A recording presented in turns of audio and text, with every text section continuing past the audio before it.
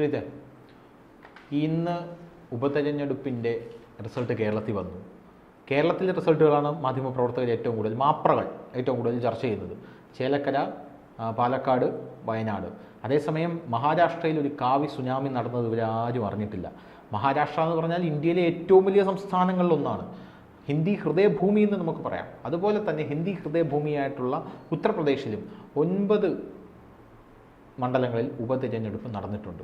അവിടെയും ഒരു കാവി സുനാമി അലയടിക്കുന്നുണ്ട്. എന്താണ് വിശദാംശങ്ങൾ? എന്തായാലും അത് കഴിഞ്ഞ ലോക്സഭാ തെരഞ്ഞെടുപ്പുമായാണ് ഇതിന് വിലയിരുത്താനുള്ളത്.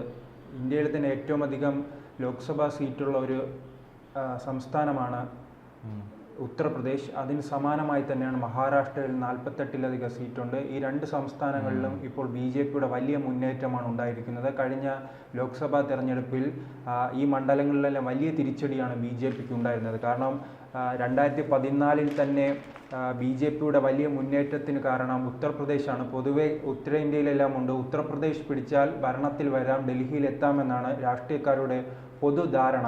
ആ ധാരണയാണ് പല ഘട്ടങ്ങളിലും ഉണ്ടായത്. 2014 72 സീറ്റോടെ തന്നെ BJP അധികാരത്തിൽ വരുന്നൊരു സാഹചര്യം ഉണ്ടായിരുന്നു. ലോക്സഭയിൽ നരേന്ദ്രമോദി വന്നപ്പോൾ അന്ന് 72 സീറ്റായിരുന്നു BJP ലഭിച്ചത്. അതിന് സമാനമായി തന്നെ 2019 60ലധികം സീറ്റ് BJPക്ക് നേടാൻ കഴിഞ്ഞിരുന്നു.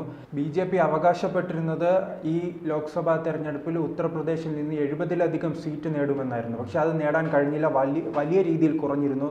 അന്ന് 60 ലഭിച്ചിരുന്നത്, ഇത്തവണ 30ലധികം സീറ്റ് പരാജയപ്പെടുന്ന സാഹചര്യം ഉണ്ടായിരുന്നു. പക്ഷേ ഇന്ത്യൻ മുന്നണി SP-യുടെ നേതൃത്വത്തിലുള്ള കോൺഗ്രസിൻ്റെ ഇന്ത്യ മുന്നണി 43 സീറ്റായി വർദ്ധിപ്പിക്കുന്ന ഒരു സാഹചര്യം ഉണ്ടായിരുന്നു. 37 സീറ്റ് വർദ്ധിപ്പിക്കാൻ കഴിഞ്ഞിരുന്നു.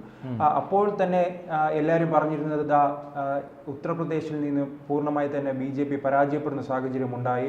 ഇനി BJPക്ക് ഒരു തിരിച്ചുവരവില്ല എന്നാണ് പറഞ്ഞത്. കാരണം നമുക്കറിയാം, അയോധ്യ മണ്ഡലം, രാമക്ഷേത്രമെല്ലാം വലിയ പ്രചരണ വിഷയമായ അയോധ്യ ഉൾപ്പെടെയുള്ള മണ്ഡലത്തിൽ BJP പരാജയപ്പെട്ടിരുന്നു. അത്തരം പല മണ്ഡലങ്ങളിലും BJPക്ക് ശക്തി കേന്ദ്രങ്ങളായ പല മണ്ഡലങ്ങളിലും ദയനീയമായി തന്നെ പരാജയപ്പെടുന്നു.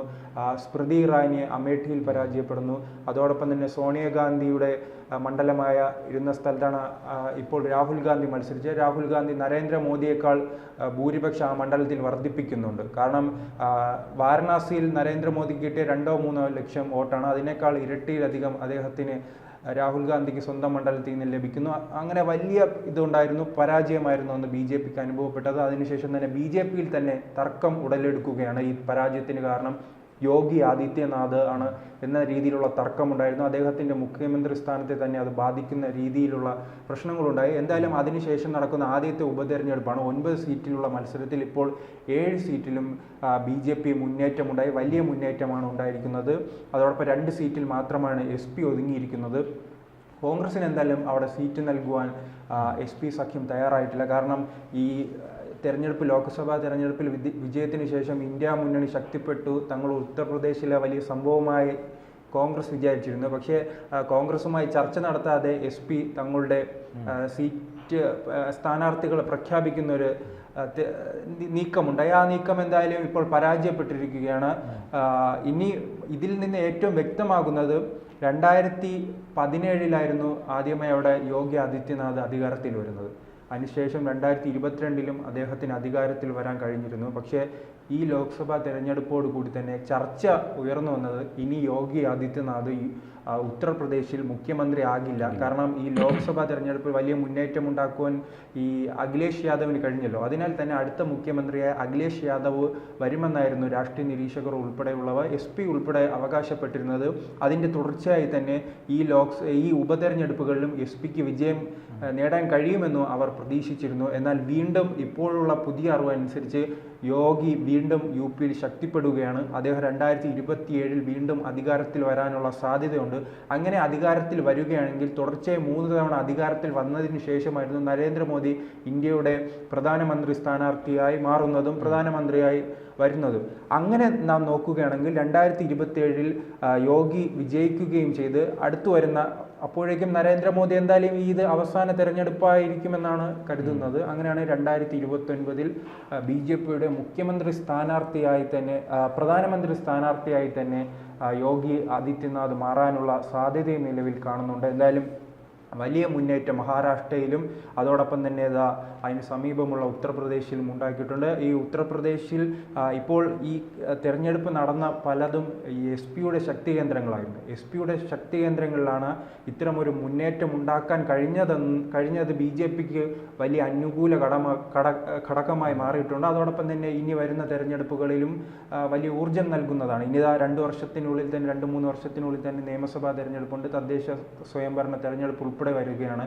അതോടൊപ്പം തന്നെ യോഗിക്കും കൂടുതൽ കരുത്തനാക്കാൻ കഴിഞ്ഞിരുന്നു. ഈ 2024 പരാജയം യോഗിക്കെതിരെയായിരുന്നു അവിടെ ഉള്ള ഉപമുഖ്യമന്ത്രിമാർ ഉൾപ്പെടെയുള്ളവർ പറഞ്ഞിരുന്നത്. കാരണം യോഗിയായിരുന്നു ആ തെരഞ്ഞെടുപ്പ് പൂർണ്ണമായി തന്നെ നയിച്ചത്. യോഗി മറ്റു സംസ്ഥാനങ്ങളിലൊന്നും പോകാതെ 2024 ലോക്സഭാ തെരഞ്ഞെടുപ്പിൽ അവിടെ ഉത്തർപ്രദേശ് കേന്ദ്രീകരിച്ചായിരുന്നു ഈ പ്രചരണം നടത്തിയിരുന്നത്. പക്ഷേ അന്ന് വലിയ പരാജയമുണ്ടായി. ആ പരാജയത്തിന് കാരണം യോഗി ആദിത്യനാഥിൻ്റെ ഫാസിസ്റ്റ് നടപടികളെന്ന് BJP-യിൽ തന്നെ പറഞ്ഞു. കാരണം മറ്റ് ഈ പ്രവർത്തകരെയൊന്നും പരിഗണിക്കാതെ യോഗി തന്നെയാണ് അവിടെ മുഖ്യമന്ത്രിയായിരുന്ന കേശവ് പ്രസാദ് മൗര്യ തന്നെ യോഗി ആദിത്യനാഥിനെതിരെ രംഗത്ത് വരുന്ന കാഴ്ച നമ്മൾ കണ്ടതാണ്. അദ്ദേഹം ഡൽഹിയിലെത്തി അമിത്ഷായും JP നഡ്ഡയുമായി കൂടിക്കാഴ്ച നടത്തി ഈ പരാതി നേരിട്ട് ബോധ്യപ്പെടുത്തുന്ന ഒരു സാഹചര്യം ഉണ്ടായിരുന്നു. പക്ഷേ ഈ തെരഞ്ഞെടുപ്പ് വിജയം എന്തായാലും യോഗിയുടെയും കൂടെ ആവശ്യമായിരുന്നു. ഈ പരാജയത്തിന് ശേഷം ഇത്തരം തർക്കങ്ങൾ ഉണ്ടാകുകയും യോഗി പിന്നീട് വന്ന് ഈ ഡൽഹിയിലെത്തി യോഗി തന്നെ നേരിട്ട് ഈ ചർച്ച നടത്തുന്ന ഒരു സാഹചര്യം ഉണ്ടായിരുന്നു, എന്താണ് സംഭവിച്ചതെന്ന നിലയിൽ. പക്ഷെ ആ പരാജയത്തിന് ശേഷം യോഗി കുറെ പാഠങ്ങൾ ഉൾക്കൊണ്ടിട്ടുണ്ട്. പിന്നീട് ഈ മണ്ഡലങ്ങൾ കേന്ദ്രീകരിച്ചായിരുന്നു പ്രവർത്തനം. പ്രത്യേകം അത് BJP എന്തായാലും ആ പരാജയം തിരിച്ചറിഞ്ഞു. BJP എന്തായാലും ഈ സീറ്റുകൾ പിടിച്ചെടുക്കുക എന്ന രീതിയിൽ കൃത്യമായി തന്നെ അവിടെ പ്രവർത്തനങ്ങളുമായി മുന്നോട്ട് പോകുന്നു. നിരന്തരം വീടുകൾ സന്ദർശിക്കുന്നു. നേതാക്കളുടെ ഐക്യങ്ങൾ കൃത്യമായി തന്നെ ഉണ്ടാകുന്നു. അങ്ങനെ SP പരാജയപ്പെടുത്തുക എന്ന വലിയ ലക്ഷ്യമാണ് ഉണ്ടായത്.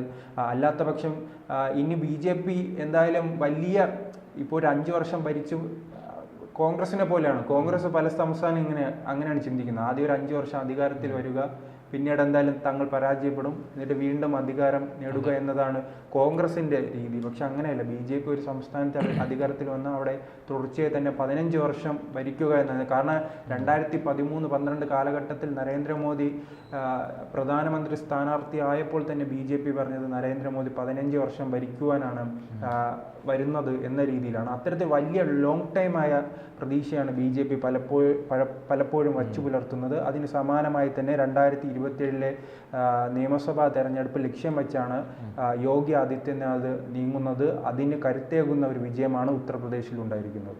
കൂടുതൽ വാർത്തകളും വിശേഷങ്ങളും നിങ്ങളിലേക്ക് എത്താൻ ABC മലയാളം സബ്സ്ക്രൈബ് ചെയ്യുക, ബെൽ ബട്ടണും അമർത്തുക.